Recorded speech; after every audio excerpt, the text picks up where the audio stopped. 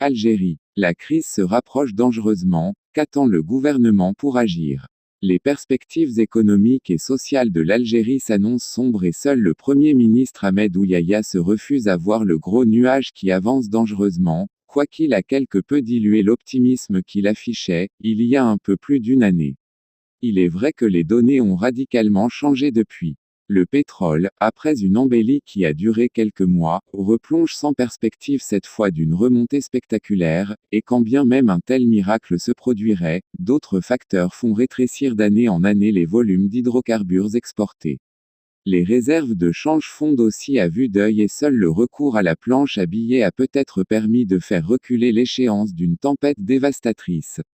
Cette semaine, la Banque d'Algérie, l'une des rares institutions à jouir encore d'une relative autonomie, a présenté devant le Parlement les évolutions financières et monétaires du pays, confirmant les appréhensions unanimes d'experts et organismes spécialisés.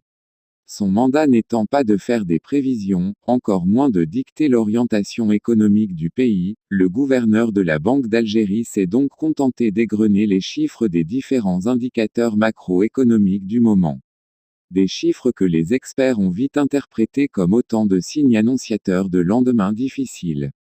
D'abord une baisse continue des exportations d'hydrocarbures, passées de 80,1 millions de tonnes équivalent pétrole, TEP, durant les 9 premiers mois de 2017 à 73,3 millions pour la même période de l'année en cours, soit une baisse de 8,54%.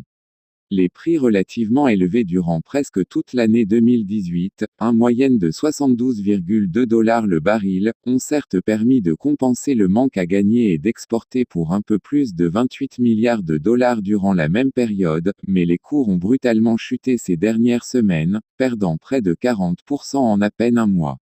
Rien dans la conjoncture internationale ne permettant de prévoir une embellie des prix à court et même à moyen terme, il faudra donc s'attendre à un double impact pour les chiffres de l'exercice prochain, sur les recettes de la fiscalité pétrolière et sur les recettes du pays en devises.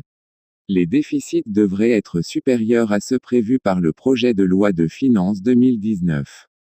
Des trous abyssaux dès l'exercice à venir. L'éventualité est là à ne pas écarter notamment pour la balance des paiements dont le déficit prévu est calculé sur la base du prix réel du pétrole, dit prix du marché, soit 60 $ le baril. À 54 $, on est déjà certain que le déficit sera beaucoup plus marqué que les 10,4 milliards de dollars prévus. Comme un effet domino, l'impact se répercutera sur les réserves de change qui devraient fondre plus significativement pour se situer à un seuil inférieur aux 62 milliards de dollars annoncés par le PLF.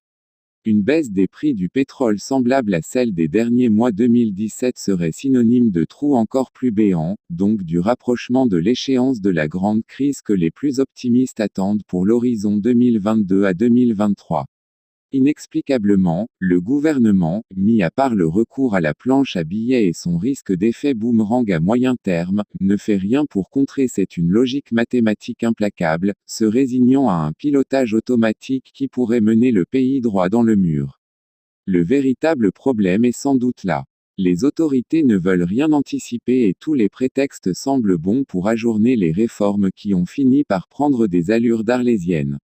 L'économiste Nour Medahi le relève dans sa lecture faite à TSA des derniers chiffres de la Banque d'Algérie, nous voilà donc avec 25,3% et non 28% comme annoncé du PIB de planche à billets en 14 mois alors que pas une virgule de réforme n'a été discutée et encore moins actée. Rien, absolument rien, au lieu de lisser les réformes sur 5 années pour atténuer leurs effets négatifs, le plus probable est que le pays mènera ces réformes de manière brutale et sous la conduite du FMI. Plus inquiétant, les chiffres de la banque algérienne démentent les prévisions pompeuses qui avaient fait croire un moment que les exportations hors hydrocarbures allaient enfin démarrer et surtout, révèlent une incroyable incurie. Dans ses efforts pour réduire la facture des importations, le gouvernement a frappé là où il ne fallait pas. La baisse enregistrée, moins 1,5 milliard de dollars, a, en effet, impacté les équipements industriels, épargnant les biens de consommation.